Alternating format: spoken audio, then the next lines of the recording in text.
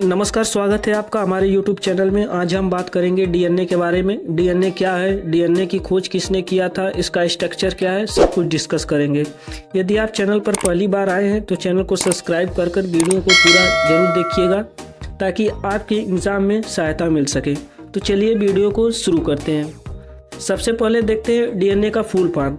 DNA का जो full form होता है वो होता है डीऑक्सी राइबोज न्यूक्लिक एसिड।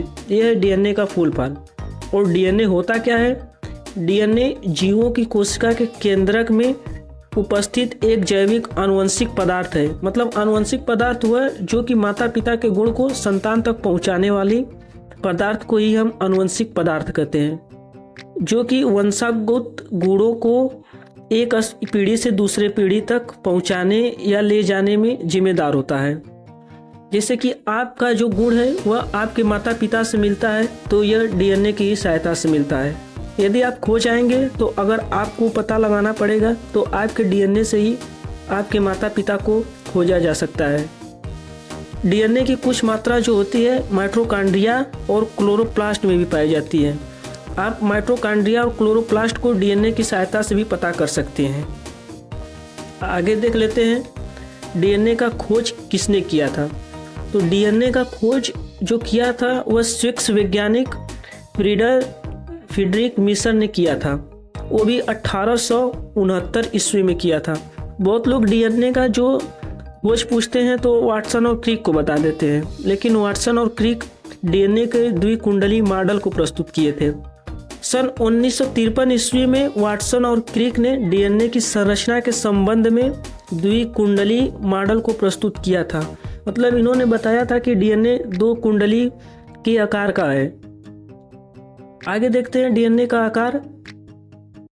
जैसे डीएनए जो होता है, प्रत्येक डीएनए में प्रमुख 3 घटक होते हैं। जैसे उसमें डीऑक्सीराइबोज शर्करा पाई जाती है और फास्फेट समूह होता है और नाइट्रोजन क्षार। इसी से मिलकर जो हमारा डीएनए है वह बनता है। मतलब उसके ये जो है घटक है डीएनए के, डीऑक्सीराइबोज शर्करा, फास्फेट समूह और नाइट्रोजनस क्षार। और जो नाइट्रोजनस क्षार होता है वह 4 प्रकार का होता है, जिसमें एडेनिन आ जाती है, ग्वानिन आ जाती है, साइटोसिन और थाइमिन, जो डीएनए के एक दूसरे से जुड़े होते हैं। जैसे एडेनिन, ग्वानिन, साइटोसिन, ये चारों आपस में जुड़े होते हैं डीएनए में। जैसे प्रत्येक डीएनए का प्रत्येक अणु 2 न्यूक्लियोटाइड का बना होता है। जैसे डीएनए है तो इसका अणु जो है एक ए, यह प्रत्येक 2 न्यूक्लियोटाइड से बना होता है। प्रत्येक न्यूक्लियोटाइड में फास्फेट शर्करा एकांतर क्रम में जुड़े होती हैं। ये जो है इसका एक टेढ़ा आकार है, इसमें फास्फेट शर्करा जुड़ी होती है। और फास्फेट समूह के एक तरफ 5 कार्बन होते हैं, जैसे यहाँ पर 5 कार्बन है, और एक तरफ 3 कार्बन होते हैं।